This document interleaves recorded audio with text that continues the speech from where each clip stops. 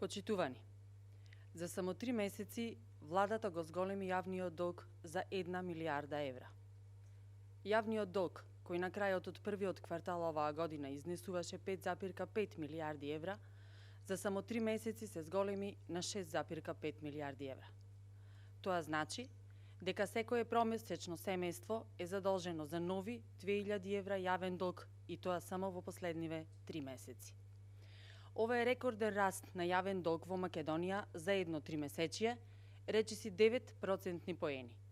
Со ова галопирачко темпо на задолжување, веќе достигнавме 59,5% од бруто домашниот производ, но согласно Мастришките критериуми за влез на една земја во Европската монетарна унија, дозволуваат јавен долг од 60%.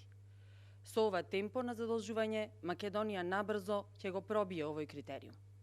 И покрај огромниот пораст на јавниот долг од 1 милијарда евра, проекциите се дека македонската економија годинава може да ја заврши со пад на бруто домашен производ приближно на 10%, со што логично се отвара прашањето за која намена беа искористени овие пари. Овие показатели се резултат на исклучително лошата економска политика на владата, за доцнетите и популистички мерки кои суштински не го помогнаа стопанството.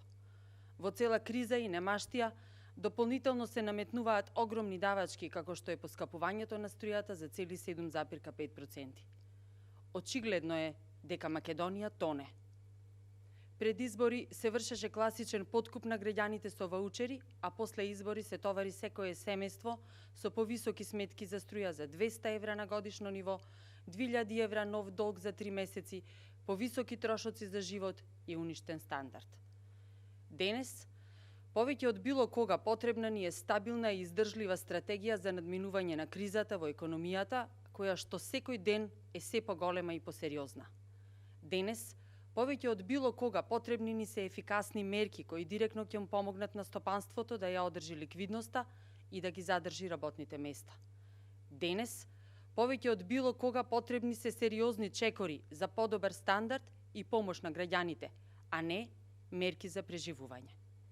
Потребни се правилни, навремени и суштински чекори за поддршка на стопанството и граѓаните, бидејќи досегашните популистички и маркетинг мерки резултираат со тонење на економијата врз грбот на граѓаните, зашто сведок се и податоците. Потребни се цврсти и стабилни чекори за поддршка на стопанството и граѓаните, зашто само така државата и економијата ќе можат да излезат од овој ќорсокак и да се придвижат напред. Потребна е итна стратегија за обнова на државата. Ви благодарам на вниманието.